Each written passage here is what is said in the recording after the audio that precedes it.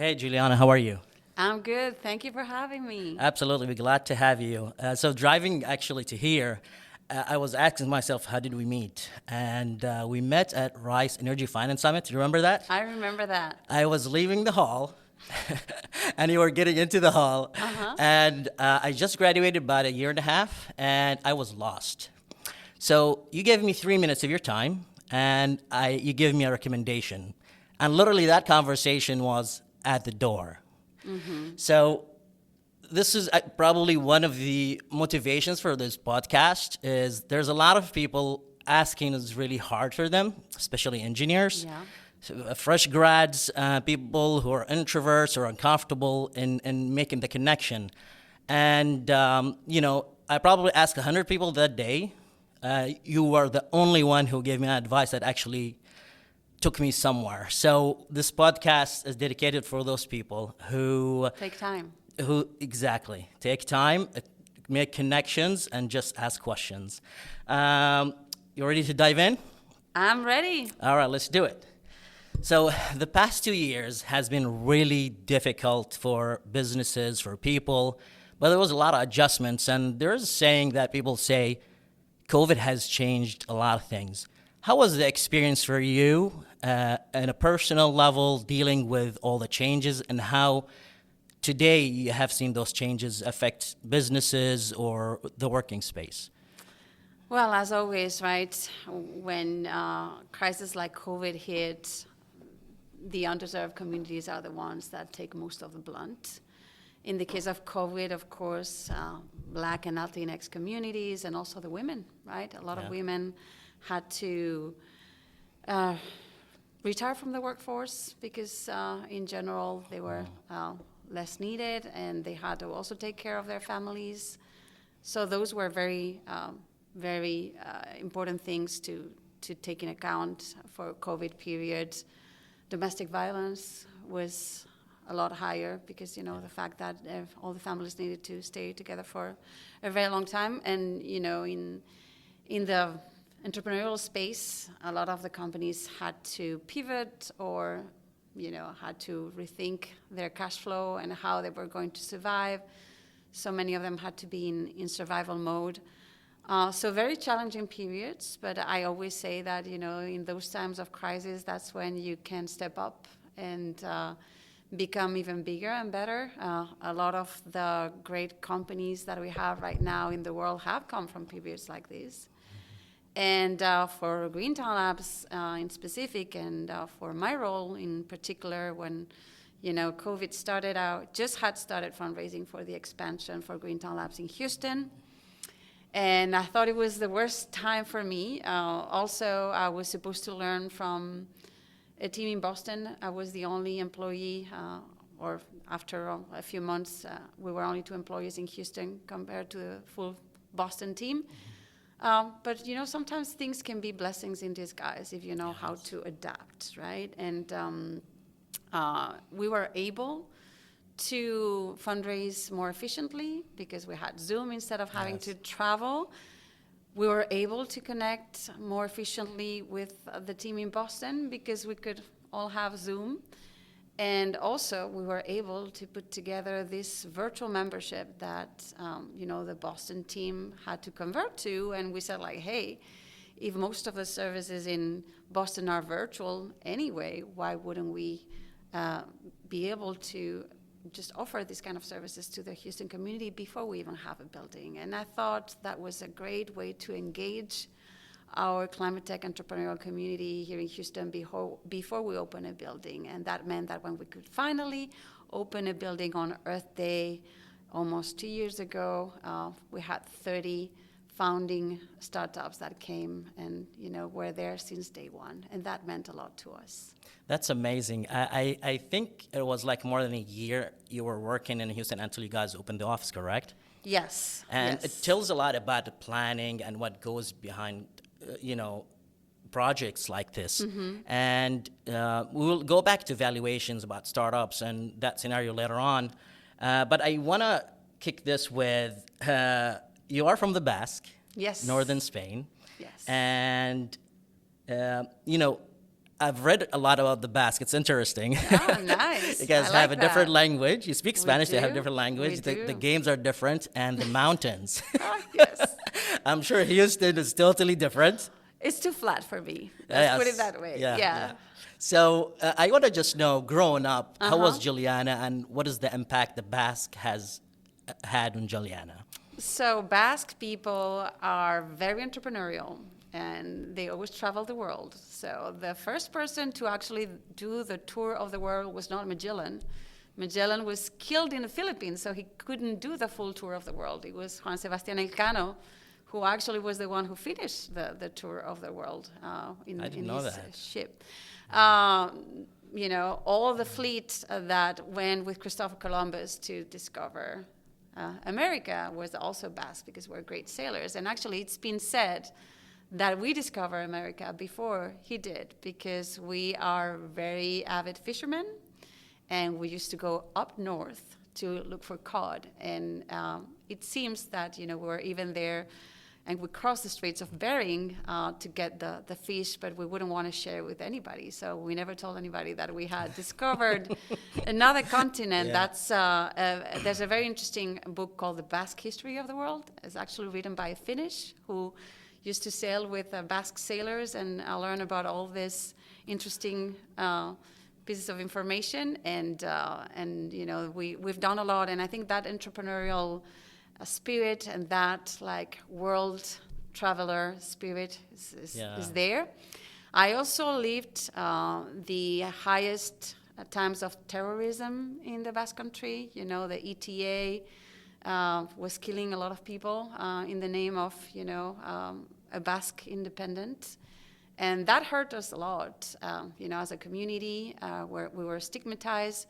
But also, I think that taught me that not everything is black or white. There's a lot of different shades of gray, and a lot of families had to live with people who were, you know, killed, and people who had family members who were from the terrorist ETA, the terrorist group. So you live with all these different shades of gray and learn to understand everybody. And one of the things that we still, up to date, when I go back to Bilbao, we don't speak a lot about politics because we feel it's like religion, right? You have your opinion, it is set in stone because of your upbringing, your culture, and that leads to a lot of division. So we're very okay with speaking to people who might have very different thoughts and political views than you have. And that makes you be very tolerant.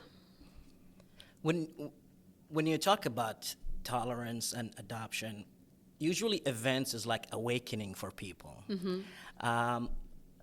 I'll go back to this point, but I was sitting with one of the foreign consuls here in Houston, and he talked about he is worried about the third generation in a European country because he feel like there was so much money and there's no hardship they learn from. Yeah. So I'm bringing this point to go and comment about your point is how to remind people and induce those traits where we need to keep reminding people this happened. You don't have to go through it. Yeah, I think that's why, you know, history is so important, right? You need to learn history not to repeat the same mistakes all over again. But I think one of the problems that at least I see in Spain and in many countries is that even history is becoming politicized, right? Yes. You have a different way of telling things, and suddenly some books are banned, or even social media, right? You get your algorithms and you are bombarded with, you know, the same political views, the same views of the world, of history, of everything. And I think that diversity of thought is something that is not there anymore. It's okay. We don't pay the bill. Sorry about that. Oh, there you go. All right. Yeah, it's actually very sustainable. That's I like that. I Yeah. love it. Actually, this is a great segue to my Yeah. next question, which is the power of diversity. Yeah. So immigrants' effect is prevalent in the innovation space. Totally. And Forbes has reported more than 50% of startups founders are immigrants. You have what I called a quadruple effect. You lived in Spain, you lived in France, you lived in Singapore, you lived in the US, and I'm sure there's some here and there And too. London, yes. And London. Yes. So how have this diversity shaped, Juliana, way of thinking, and why diversity is good for business? Well, I think, everybody tends to buy and invest in the people they know. So this phenomenon of homophilia makes you lose in so many different angles that your company or your products can have if you bring diversity, right? At the end of the day, innovation is about putting things that might not connect in connection. And that can only happen if you have different networks of people, different interests that sometimes might not overlap. And that's when magic happens, right? This at the intersection of things. But to have an intersection, you need to have different worlds. And that's what diversity can bring to a company or even to your group of friends. Mixing different networks has a multiplying exponential effect. And that's the only way we can innovate. A lot of innovation is because of need. When you are in need, and a lot of immigrants, come from very humble backgrounds and need to innovate to survive. But also because you might use something that has been used in some other sector, and suddenly you find that there's an application to the problem in your sector. So I like that, and I like companies and initiatives like Shell Game Changer, or Pumps and Pipes, which is a great event put together in Houston, where you mix, right, oil and gas and the medical world, because at the end of the day, it's fluid mechanics, right? Fluid mechanics, yeah.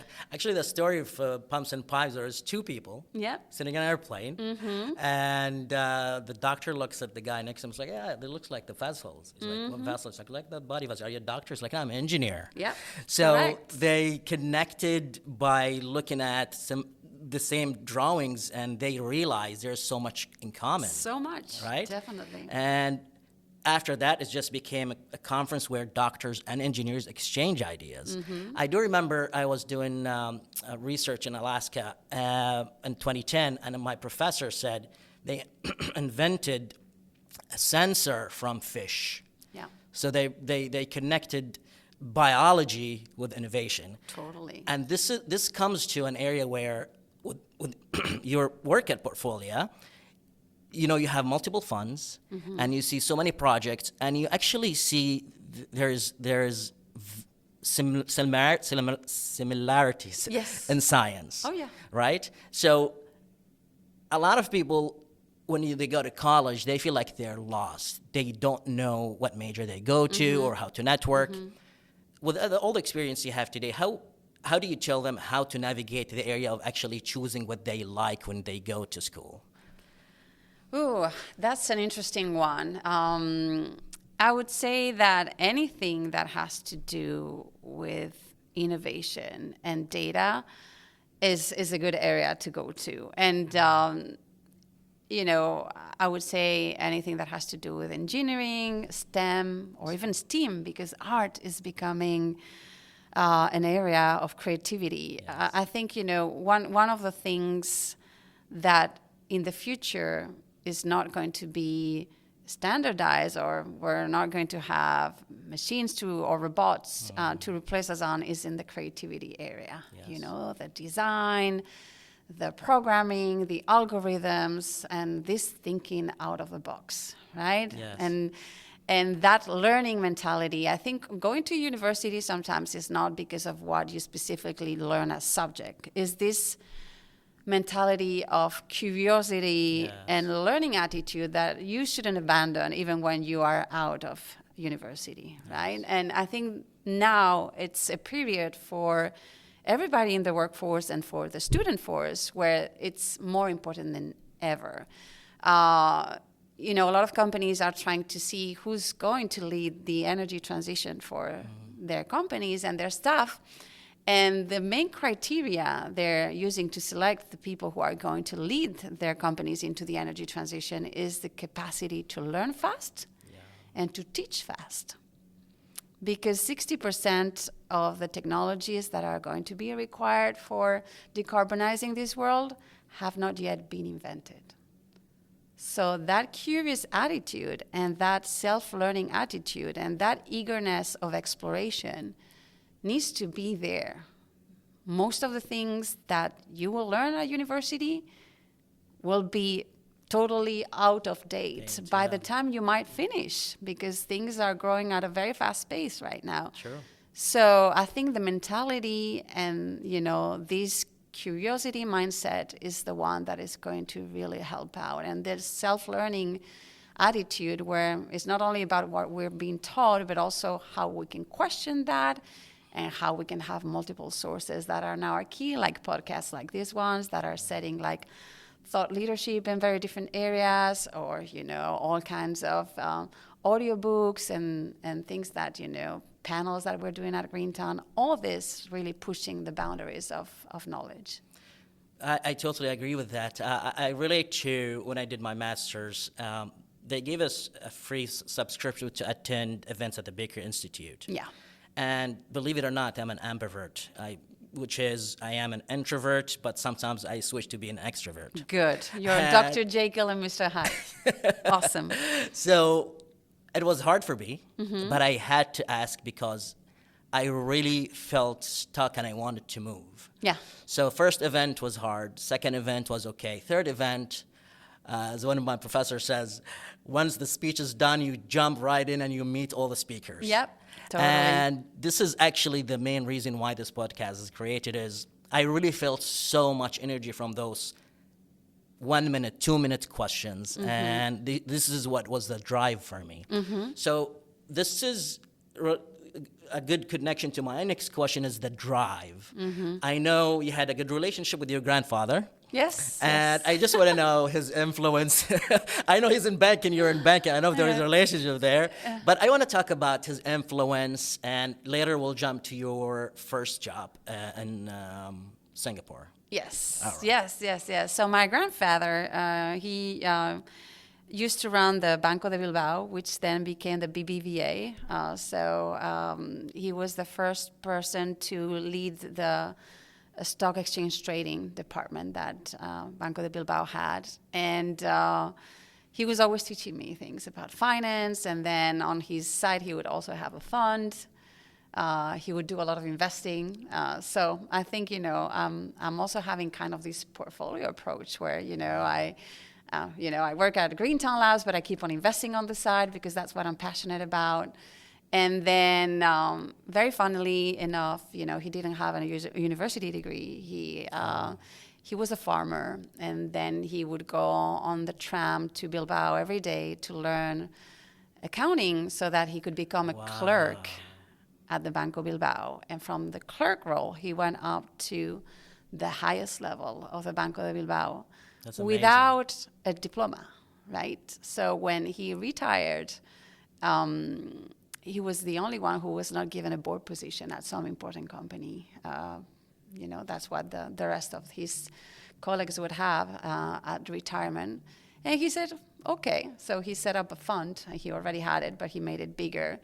And he ended up getting most of the important BBVA customers. And then he got so many shares of the BBVA that he was also part of the board there. So that was very, very interesting. And he would also always say to me, you have to be very good at something, and the rest doesn't matter. And I don't think I follow that, because I'm more like, I have a lot of likes and a lot of things that I'm passionate about, and I'm trying to be just good at them. Because if I try to strive for perfection, that means that I would have to leave other things on the side. So maybe at his time, it really worked for him. He was really good at investing and stock, and he was a master of trends and on the public stock markets. But for me, I think maybe we are at a time where being multidisciplinary can help a lot with innovation, and that's what I like about my role. I really like the idea when you said he saw hardship and turned it to opportunity, like COVID. It was hard. Yeah. But there's always seemed to be a way out. Always. What is the reframe our brain have to do? And maybe you have done it so many times, especially when you're moving from jobs and countries. yes. And it becomes a habit. Yeah. But if you take yourself back, and what really helps to reframe challenges to be in your side? Well, I think in Chinese, you have the symbol for challenge is the same one as the opportunity, right? That says a lot. I think when there's a challenge, there's always an opportunity. And in many cases, you might be challenged because you're hitting something, right?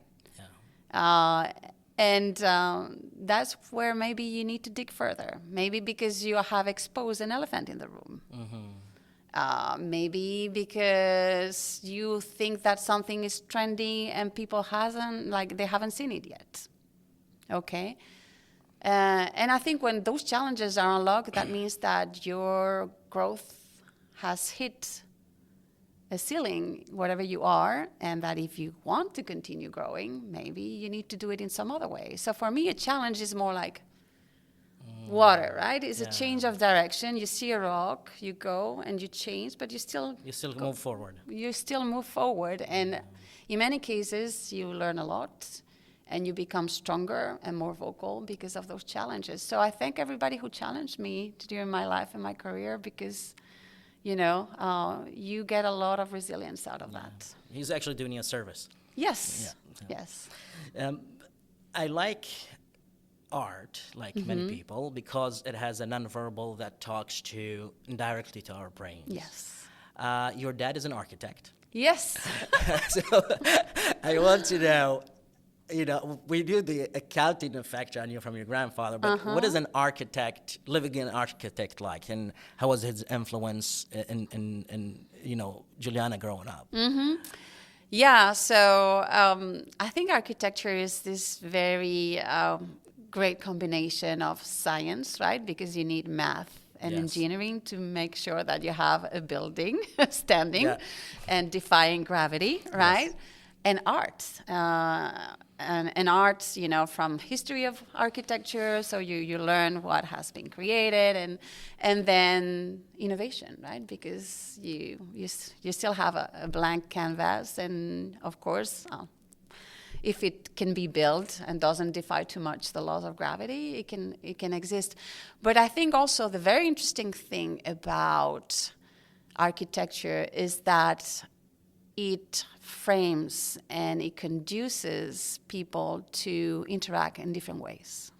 And spaces create interactions. And I don't think many people understand that in a deeper level. And for places like Greentown, architecture is key, because we want to make sure that these interactions are exponential. And that's why you need to think, if you're going to go to the bathroom, make sure that you go through the places that are most crowded, or, pass through this event, or, you can still see the people at the co-working space and the space is open so that you can chat with them. All of these things matter. The light, and now, of course, green constructing, right? There's so many things that you can do for a building to be self-sustainable. Absolutely.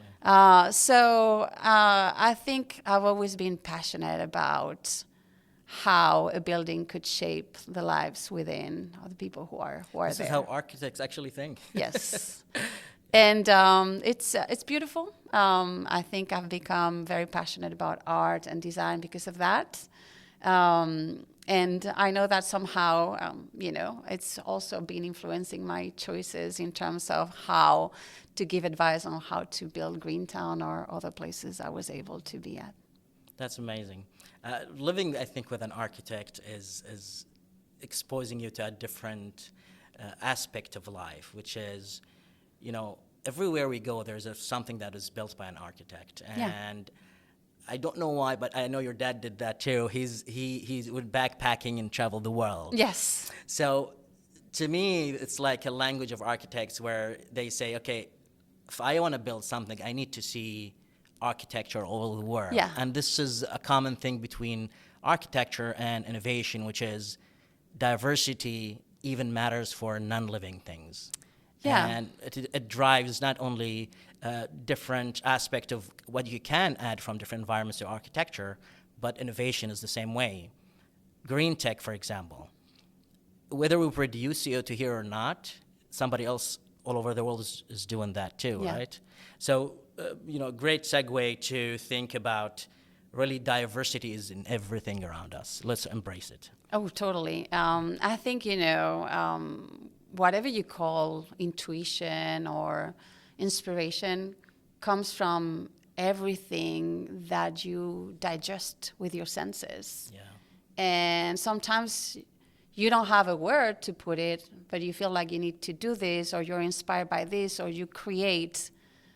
But all of that is based on plenty of information that you've been gathering and combining even in your subconscious, right? And then suddenly it hits, like the light bulb starts twinkling, and you get these moments of inspiration, but they are brought, or this intuition or whatever it is, epiphany, but they're brought by everything you've been absorbing during all your life. And of course, the more exposed you are to different cultures, different environments, the richer the inspiration can be, right? Yeah, you brought in your spectrum of thought, basically. This would be the last question in this segment, and we'll jump to the next segment, which talks about innovation. So I know you went to boarding school in France. How did you end up there? Oh my, sometimes I'm telling you, challenges. I ended up in the French school in Bilbao because I didn't like my previous school, and my mom felt like, okay, I need to do something about this girl. And the school she was teaching at, that was my school too, was opposite a French school. And she crossed the soccer field, and she's like, okay, can you accept my daughter here, And that's how I learned French. It was more like because I didn't like the school because they didn't let me be with my mom. And my mom didn't explain to me very early on that when she said, you're going to come to school with mom, I wouldn't be in her class. I would be in kindergarten. So that's why I didn't like it. And I was very lucky that, because of that change, I was able to be bilingual since, I was 3. And then came high school. There was no more French school, and I had to decide to either go to the Spanish system or to go to a boarding school in the French area of the border, about an hour and a half ride next to Biarritz. And it was a boarding school starting on Monday, finishing on Friday. So I would go back every weekend, and it was amazing. And there was a beach and surfing and being with friends and continuing to have this international outlook. I think, made me a little rebellious for my parents' taste. I was about to say. And that's why they said, you have the boarding school syndrome. You need to go back and make sure that university, you do it in Bilbao so that, you don't lose you forever. I think at early in high school, early age, being exposed to this. All right, back in. Being exposed to this is a gift because you kind of get into being responsible for your own actions. But actually, the whole experience actually helped you when you got your, a job in Cannes, right? So the whole language thing actually totally. It was no played longer in your a future barrier. too. Yes. Yeah. So let's talk about bridging the gender gap. So you wrote a paper in Kauffman Fellows. A detailed paper on the topic. It's a research paper. I mean, it's a summary of the research that project that we had to do. Yeah, I really like the details. You talk about there's 1/3 of small businesses in the U.S. is founded by women. Now it's more than 50%. Those numbers are 2018. So now it's 50%. More, slightly more. So. Yet only 7% of venture funds go to women. Can you comment? 2%. Now it's even down, right? It's went down. So I read that study somewhere, I know. We can talk about the reasons why later on. But we want to start with, can you comment on the importance of this issue and how Portfolia and others are actually helping to solve this problem? Yeah, so I think there's one of the things that I say in my research article is that, a lot of people still blame the fact that only 2% of venture capital funds go to women-led companies. is because there's a pipeline problem, right? There's not enough women in STEM. That means that there's not enough women entrepreneurs. That means that we don't. That's actually not the case, as we mentioned, right? More than 50% of small businesses are created by women. And the problem is, intrinsic to the VC industry. The VC industry is very male-dominated, and because this effect of homophilia that I've talked about previously, you tend to invest only in people who look like you. And if the VC industry is not diverse, of course, they're going to invest in companies that are not diverse, and that's why we have this problem. In my research, there's two things you can do about it. You can try to change the VC industry and convince them to invest, to have more women partners, and that's going nowhere. Or you can activate other sources of capital to make sure that women start investing, and then investing in the companies we want to see in the world. Because we have more than 80% of the decisions of purchasing happen by women. So since we have that purchasing decision power, we should be able to purchase the things we want to see. But there are plenty of areas in markets that we never had a say in. That's why femtech is very big. That's why fintech is very big too. Many areas where, we never had a say, and that's why the problems were never solved for us. So by investing, you're not only doing something to bridge the wealth gap, right? Yeah. But also you are making almost like a political decision. Yeah. It's like, you want to see things. You want to have access to products that you may have not access to now. And you're putting what we call the power of the purse, right? And sometimes some people can say like, but I don't have enough disposable income to be able to invest. And that's where Portfolia comes in, saying like, no, we have created vehicles for you where the minimum ticket size is 10K. So with 10K, you can invest in a fund that is going to be at least investing in 16 to 20 different companies. You can diversify. And not only you will get a great investment return, but also you will be taught and you will be empowered to continue investing and potentially lead subsequent funds or angel groups or whatever you need. We activate you by empowering you into investing. Through practice and experience, I did live through this because Portfolia was my first investment, and it was the most rewarding investment I ever made. I'm glad to hear that. Because of diversity, inclusion, equity, and equality. But it's not only about those values. It's not. It's good for business, and the numbers show it. Minorities-led businesses, VCs, and funds return more than 25%. 25%. Yeah. That's a big number. Yeah. So this is for those who believe they want good return on their money. I think diversity funds should be supported for business too. The model you talked about in your paper about Learn by investing. Learn by investing, where you mentioned rising tide, the $1 million model. Yeah. This model, why was it chosen? And you were one of the advisors in Houston at that time. How that model helped actually support all those new investors who you were trying to teach to empower this? Totally. So, that was our first pilot fund. We'll learn a lot out of that $1 million fund. And now our funds are more in the 10 million range. So there's a lot of evolution there. That fund was a generic fund. With that fund, we started detecting trends of things that women wanted to invest, women and diverse investors wanted to invest more in. And that's when we decided to create a specialty fund. So that's why now we have Rising America 1 and 2 for BIPOC and LGBTQ founders. We have Femtech 1 and 2. We have Active Aging and Longevity 1 and 2. We still do generic funds like First Step Fund. Now we have a green and sustainability, food and agtech. So all these trends we detected are now, and the Femtech Fund for Portfolia was the first ever Femtech created.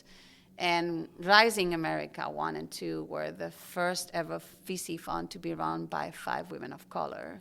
3 African American, and 2 Latinx. So all these things we have been pioneering on, and now our Portfolia platform has more than 1,000 LPs between women and diverse investors. And that's the power that we have, right? Because as you can imagine, someone who has Portfolia at the cap table have access to all these women and diverse investors who have an amazing network and can really help the portfolio companies in a very active way. I've attended a lot of Portfolia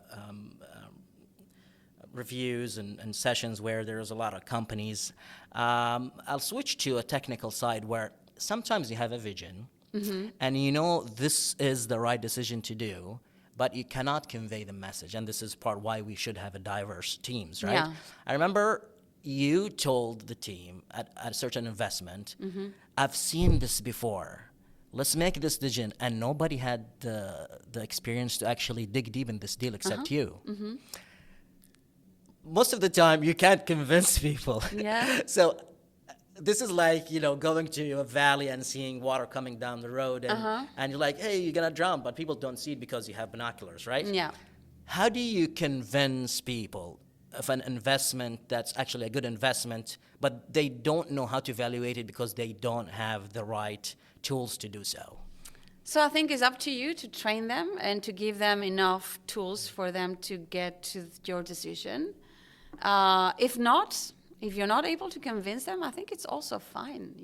I think in the case of Portfolia, sometimes I might be investing at a personal level because I have this intuition and I know the entrepreneur good enough because I follow the entrepreneur during their careers that I'm able to make the personal risk. But then if I don't feel like the 5 leads for Portfolia are willing to take that step, I wouldn't push either, Okay. And I think that's valid too because we are managing other people's money. So when I feel that some people don't agree, it's because maybe they have a more risk-prone attitude towards that specific investment because they might not know the area that well. But that's also a valid point, right? Because at the end of the day, although the 5 of us make those decisions, we really take our LPs' votes because we make them vote if they want to continue doing due diligence or how they feel about the deal. It's important, right? It's not like we're not going to do something or yes, but we really follow very closely because although we invest for a return, we also do it for an impact, right? And that's also there. And if someone feels like, this is not impactful enough or it's too risky, or I take it into consideration. And sometimes, we might have waited to the subsequent route when things were cleared. So like, hey, let's step in now. So I'm not going to force my opinion into, everybody just for the sake of it. But, sometimes the fact that you might be a personal investor and that you follow that can also be a very strong point. So we make a point at Portfolia when somebody is very, very invested and very positive about something, maybe we will still invest, even though not the whole group will be convinced, but it might be a lower amount. Okay. So this is actually the difference between VC and angel investor, right? And where LPs has to discuss, GP has to put in some talk, and the thesis of the fund play a role in all of that too. So angel investors, people who want to get in this space, I think being an angel investor and shadowing somebody who has done this before, this is a good start for them. Hello. I think there you go. Sometimes you have to stand up and do that. That's a sensor, right? I think so. Okay. So almost towards the end of this episode. So mentor versus sponsor. Why is it important to have mentors, and is it really necessary to have a sponsor? Sponsor, you mean by champion? Champions, like somebody, take your hand and see your work and tell people, actually, I know him based on experience. So, I think one of the worst caveats of being a woman or a diverse founder is that culturally we are not as outspoken as our white male counterparts, right? And I think part of it, people would say, is imposter syndrome. I think there's no such thing as imposter syndrome. It's more like this micro bias and microaggressions and instances of exclusion that are very subtle, but, over the years, they leave a mark, right? Yes. And, it's very easy to say like, oh, you don't speak up, or you don't sell yourself in the best light, or you don't, own your inner shine or your inner glow. But if you have been underappreciated and, under-promoted for your whole career, it's difficult to subtly switch that gear and promote yourself very extensively. And that's why for women and diverse founders, having a buddy system or a champion system is even more important, right? This sponsorship. It's more than a mentorship because it's not about what you should do. I think many of us know what we should do. It's more about empowering you to do it and giving you the spotlight to do it, right? It's not the same thing saying like, hey, I want to talk, than someone who's in their circle saying like, hey, I think you have a very interesting thing to say. Why don't you say it, right? And I think that's why it's our role, but also our responsibility to highlight this kind of founders that normally don't have the luxury of the spotlight, because there's people who are so used to take it that they don't understand that when they take it, they prevent other people from taking it. And that's why your podcast is so important. This hits really a point that I will ask now, but you reminded me of the story. I had a friend who was really talented in her space. And she applied for a job, and they were amazed. She showed up, they were shocked. Because diverse people come from a culture where they don't talk, and this kills them. Yeah. How do they deal with this? Like, it's easier for me to say you do this or that, but through experience, I'm sure you've got exposed to this subject before. Yeah. How did you deal with it and turn it to a positive? Well, I think there's two things, I always try to tell people there's an opportunity cost for you speaking. When you speak, it's not only that you fill the room, you prevent other people from speaking.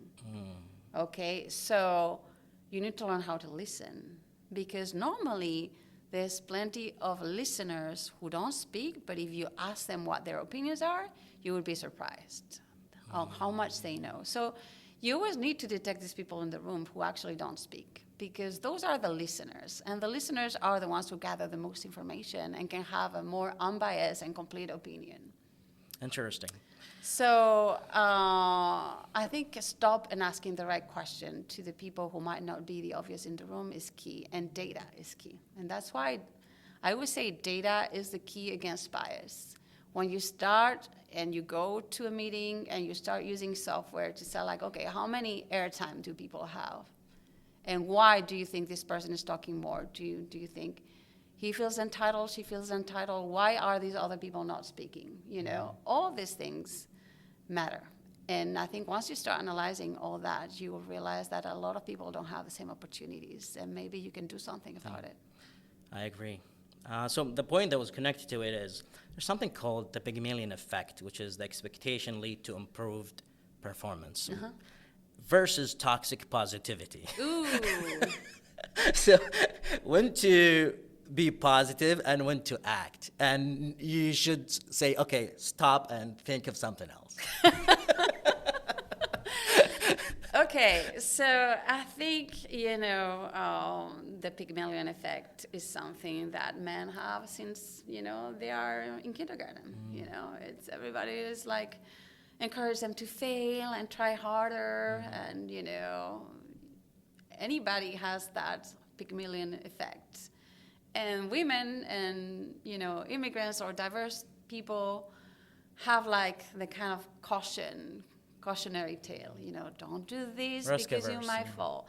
Or if you don't behave or you don't smile and you be nice, people are not going to consider you, look pretty, all these things. Or, they don't encourage you to go to STEM, or they act on shame, all these things, right? And I think it's kind of framing how our career paths go, and make you scared of failing, and make seem inappropriate, and all these things that I think are so hindering to women and diverse people.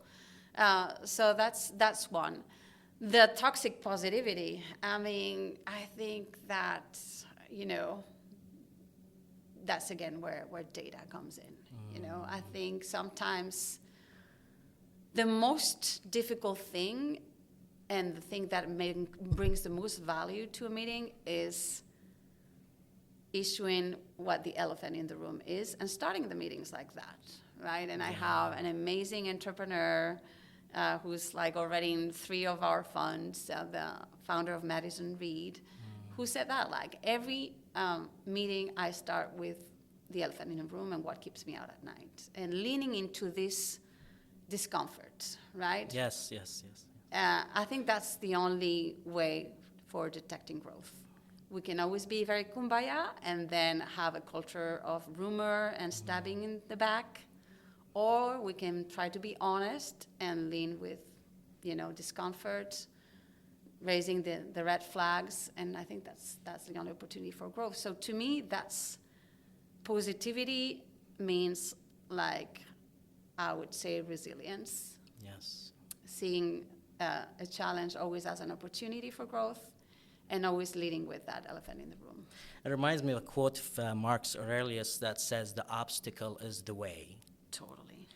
So for women of color who have double layers of diversity, women who come from East or Far East, Yeah. and try to break in and they see a wall, the idea here is to try how to climb that wall and go to the next step. Because each obstacle is like a brick. Yeah. And putting a brick on top of a brick, that's obstacle, above a challenge, you will rise above them all in the end, right? And this is exactly what you mentioned in your response. So I want to focus on that because it's really hard to break in the first wall. Yeah. But once you break in the first wall, the second wall becomes smaller and the third one becomes smaller. This is the last question in this episode. I have other questions, but time is against us. So Time is always against us. I know. So this is the identity capital question. So with all the knowledge you have today, if you have a time machine, Oopsie. Okay. and you're able to travel back in time, what is the advice you would tell yourself that is only learned by experience, not from books, that would change a lot? So I would say you think there is no glass ceiling because you haven't hit it yet. So prepare for it and diversify. Don't put all your eggs in one basket. So for my life, my whole life, not only my career, I follow a portfolio approach. I don't let a job or something, even my family, capture all my attention and all my potential for happiness, right? Because what happens if that disappears? So that's why I try to have a portfolio-based approach for my life too, where I have a lot of things that make me happy. Of course, my job and my family, but also time for myself, also my investments, things that, if you have to take some vital part of your life, it doesn't crumble down, right? I felt that in the past, and that's maybe what I would tell myself, I've identified a lot with my roles and my jobs. And when I would go through a transition, that would be hard on me. Now I've started building a more holistic approach and a more impact-based approach. So that's why I give equal importance to investing, to coaching, to traveling, to my family, to having an impact through my career. This is actually, you answered a question I skipped. I'm glad you did, which is jumping from one job or one career to another and a country, it's super hard. Yeah. you have done it many times. Yeah. What time in terms of being active and pursuing your goals and fixed mindset, or growth mindset and switching? How does that happen? So I think the beauty about landing in a different country, whether, you know, you don't have any, you have a blank slate a little bit, right? So there's also the potential of reinventing yourself, right? Yes. So I think people tend to put you in a box, right? So maybe in Singapore I was Juliana the banker. And then suddenly in France I was the innovator. And then in the US I was the investor. And second part of my career I'm like, you know, the diversity champion or the climate tech champion. And it's an opportunity to, you know, become a different person, because, you know, there's no people telling you who you should be because they don't know you from before, right? Yeah. Great answer. Thank you so much for sharing. Juliana, merci beaucoup. This is Identity Capital. Thank you for tuning in. Thank you. Thank you so much for having me. I really appreciate the time. This was great. Thank you so much. Thank you.